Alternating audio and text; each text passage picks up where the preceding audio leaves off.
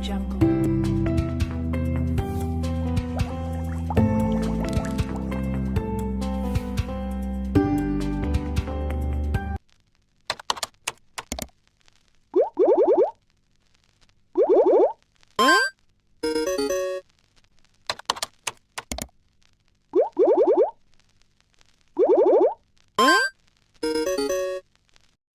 Baiklah, di sini saya akan menjelaskan alat reproduksi wanita bagian eksternal, yaitu bagian luar.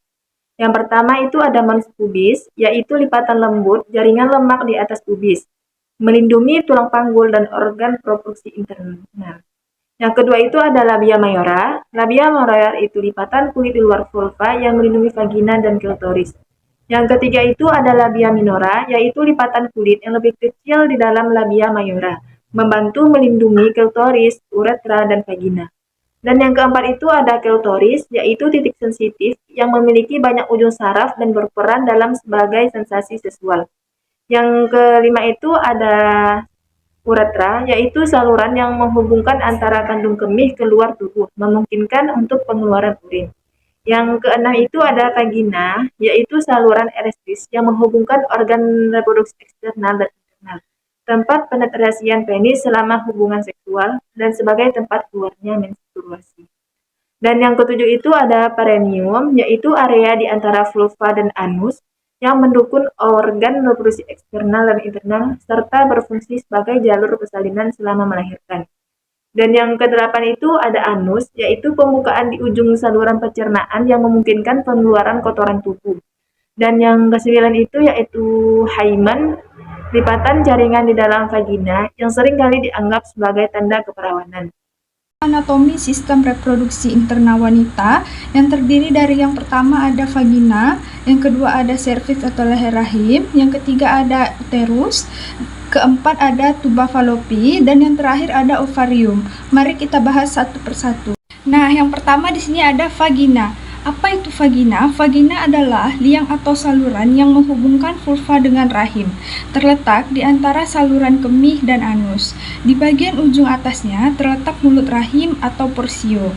Ukuran panjang dinding depan 9 cm dan dinding belakang 11 cm.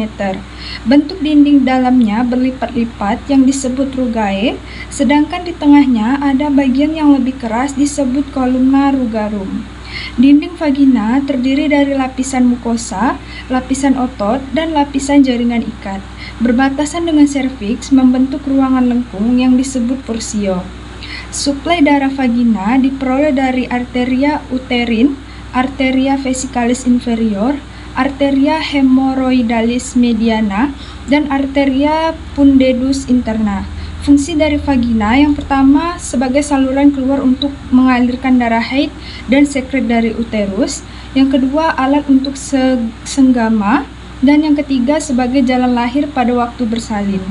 Nah, yang kedua ada serviks. Serviks atau leher rahim adalah organ fibromuskular yang menghubungkan rongga rahim dengan vagina. Serviks atau leher rahim menonjol ke dalam vagina melalui dinding anterior dan bermuara ke dalamnya berupa ostium externum. Panjangnya kurang lebih 10 cm. Serviks terdiri dari yang pertama ada pars vaginalis cervicis uteri yang dinamakan porsio. Yang kedua ada pars supravaginalis cervicis uteri, yaitu bagian serviks yang berada di atas vagina. Adapun fungsi serviks seperti yang pertama memproduksi lendir rahim, yang kedua melindungi tubuh dari bakteri, yang ketiga membuka jalan dalam proses persalinan, dan yang keempat mengontrol aliran keluar dari rahim ke vagina. Nah, yang ketiga ada uterus. Uterus berbentuk seperti buah alpukat atau pir yang sedikit gepeng.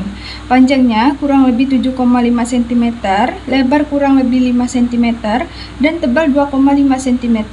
Beratnya kurang lebih 30-40 gram. Bagian-bagian uterus yang pertama ada fundus uteri, bagian uterus proksimal di atas muara tuba uteri yang mirip dengan kubah. Yang kedua ada kopus atau cavum uteri, berbentuk segitiga lebar di fundus dan menyempit di bagian inferior dekat ostium internum dan berlanjut sebagai serviks. Yang ketiga ada isthmus uteri, dan yang keempat ada cervix uteri. Adapun fungsi uterus sebagai tempat ovum, yang telah dibuahi atau tempat implementasi nidasi, dan tempat tumbuh kembangnya janin. Uterus juga memiliki beberapa lapisan, yaitu yang pertama ada perimetrium, adalah lapisan yang melapisi dinding uterus bagian luar. Kedua, ada myometrium, adalah lapisan otot polos di sebelah dalam berbentuk sirkular dan sebelah luar berbentuk longitudinal. Dan yang ketiga ada endometrium, adalah yang melapisi seluruh kafum uteri.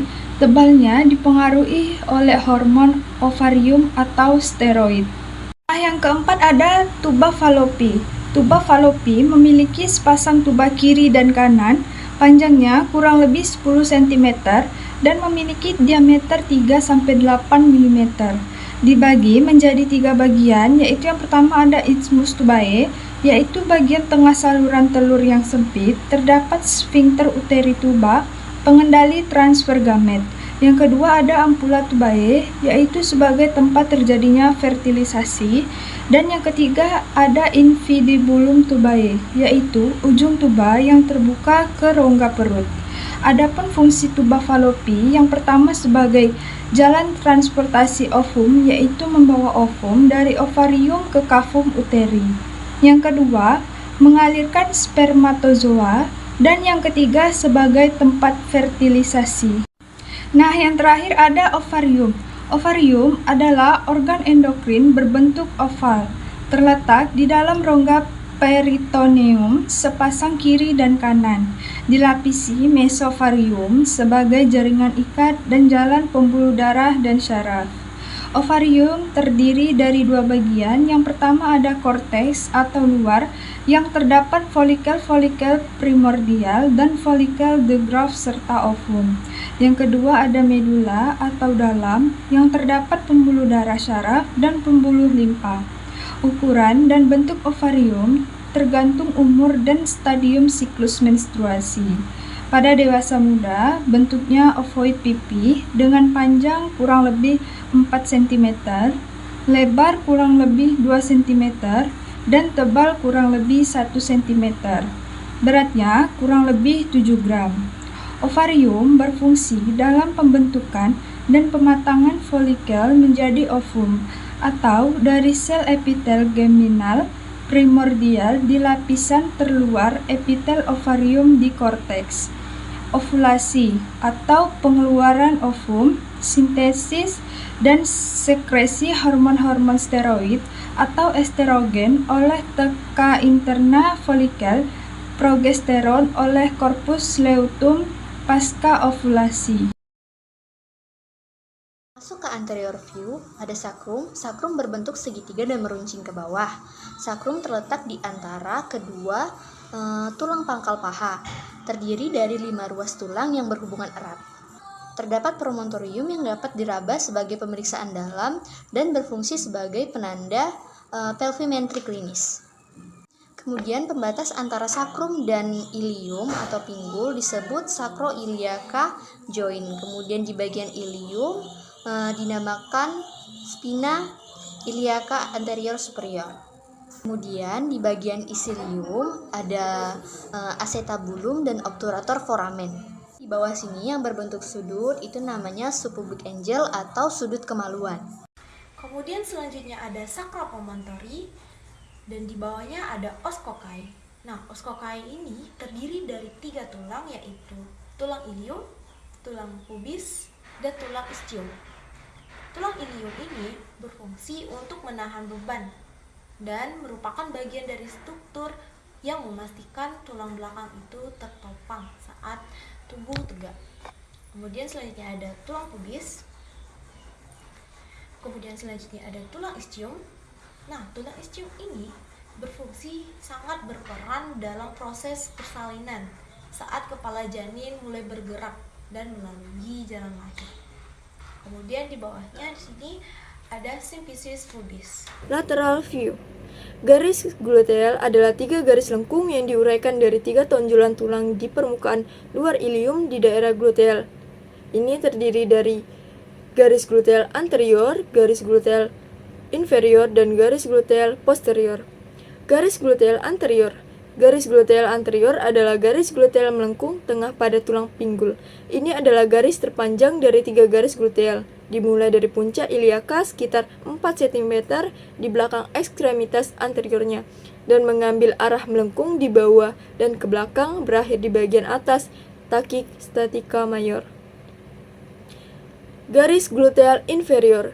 Garis gluteal inferior adalah yang paling tidak berbeda dari 3 garis gluteal, dimulai dari depan takik pada batas anterior dan melengkung ke bawah dan ke belakang, berakhir di dekat bagian tengah takik sciatica major.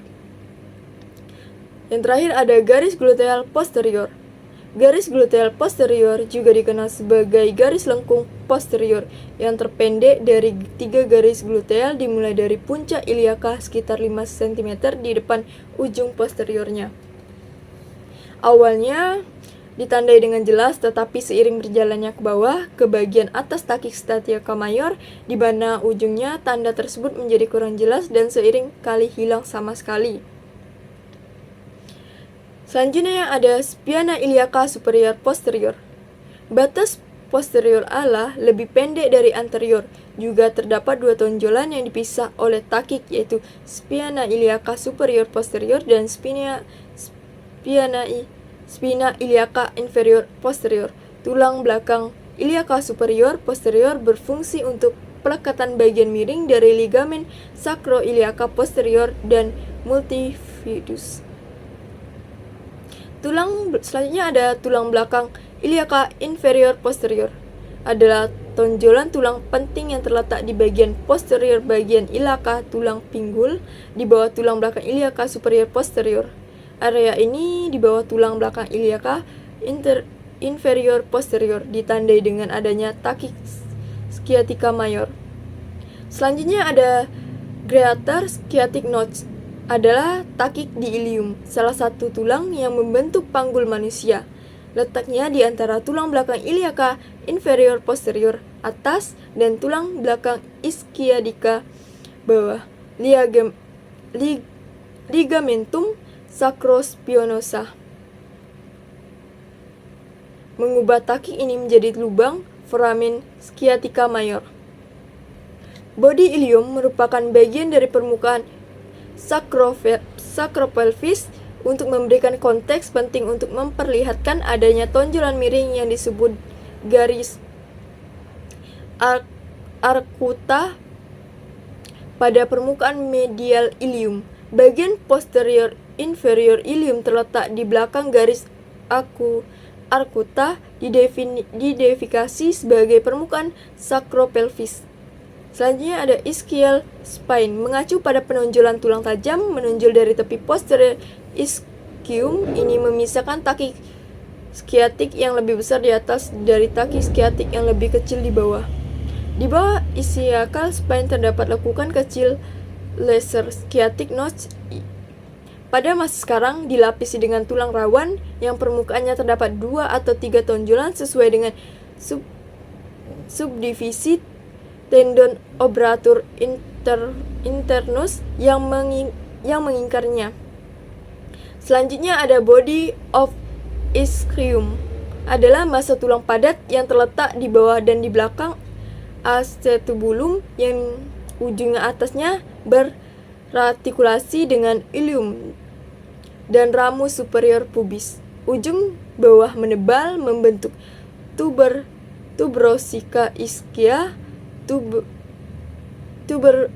tuberositas ischia atau tuberositas ischium, tuber ischidium, juga dikenal bahasa sehari-hari sebagai tulang duduk atau tulang sit atau sebagai sepasang tulang duduk. Adalah tonjolan tulang superior yang besar pada ramus superior ischium. Ini menandai batas lateral saluran keluar panggul. Ramus ischium. Ramus ischia adalah batang tulang datar yang menonjol dari bagian inferior corpus ischium. Ini adalah salah satu dari 2 bagian ischium. Yang lainnya adalah tubuh ischium. Dari badan ramus ischium meluas dari arah row superior dan medial hingga menyatu dengan ramus pubis inferior. Secara kolektif, ramus ischium dan ramus pubis inferior dikenal sebagai ramus ischiopubik yang membentuk batas inferior foramen obturator. Batas atas tulang usus yang memiliki pinggiran yang tebal dinamakan dengan crista iliaca. Di bagian crista iliaca terdapat 3 bagian. Yang pertama intermediate zone, yang kedua acetabulum, yang ketiga outer lip. Di bagian di bawah crista iliaca terdapat wing of ilium. Di bagian depan crista iliaca terdapat tonjolan yang dinamakan dengan spias, yaitu spina iliaca superior. Di bawah spias terdapat tonjolan lagi yang dinamakan dengan spii. Spii yaitu spina iliaca inferior. Di bawah spii terdapat mangkok sendi yang dinamakan dengan acetabulum. Di bawah acetabulum terdapat dengan lunate surface. Di bawah lunate surface terdapat margin of acetabulum. Di bawah margin of acetabulum terdapat tungkai tulang kemaluan yang berhubungan dengan tulang usus yang disebut dengan ramus superior pubis. Di bawah ramus superior pubis terdapat tungkai kemaluan yang berhubungan dengan tulang duduk yang dinamakan dengan ramus inferior pubis. Di bawah ramus inferior pubis terdapat obturator crest.